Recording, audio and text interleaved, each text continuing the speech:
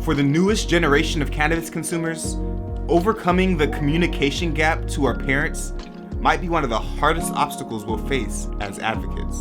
I still remember that first conversation with my mom, that confrontation. It was tough, man. And that's just from my perspective. Only now, years later, am I beginning to get an inkling of what it is she might have been wrestling with. I don't know, but I know. They're all 3 in college. And so I'm really struggling with understanding and accepting that my kids smoke, because when I was younger, there was a huge stigma, and it was for the stoners, and if you wanted to be successful, you didn't smoke. But now I think it's different. I think that there are still a lot of people in the shadows, like you said. I think there are a lot of professional people that actually do partake, but they just don't know how to come out of the shadows or out of the closet, because it's still, in our generation, it's still very much not accepted. So here's the thing I'm struggling with. I still haven't made the transition in my mind thinking that it's illegal versus not illegal.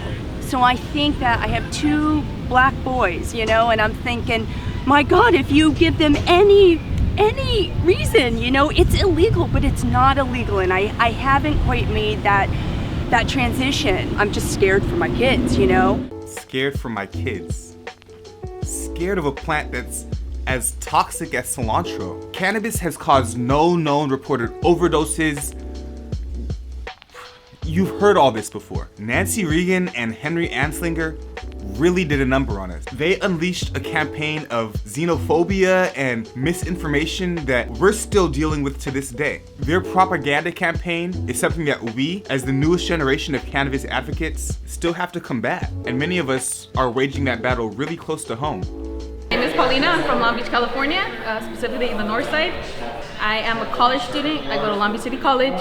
A main thing that has been a part of my life has been cannabis, and it's always been hard for my parents to accept it, because my parents are Mexican. They're very strict, they're antique, and they just don't like the fact that their daughter is consuming cannabis. But what they don't know is it actually helps, enhance my focusing. It helps me just be a better person, I guess. But sorry. The war on drugs was a thinly veiled attack on Black and brown communities. It stigmatized medicine and it ostracized those who use it. So it's no wonder that when interviewing these women for their perspectives on how they've confronted stigma in the past, their answers had powerful cultural context that complicated their advocacy. I just recently went through the phase where my parents discovered that I started smoking, and that was at the age of 18. Yeah. My parents, I grew up in a very Hispanic background, so weed, it's the cartel out in Mexico. They're first generation out here. My grandparents crossed the border, so they grew up, weed was really bad, in this horrible mindset that it just leads to horrible things. And my parents would rather have me an alcoholic than a pothead. Yeah. And once they discovered that I started smoking, they're like, you gotta get it. And now it's a little more accepting.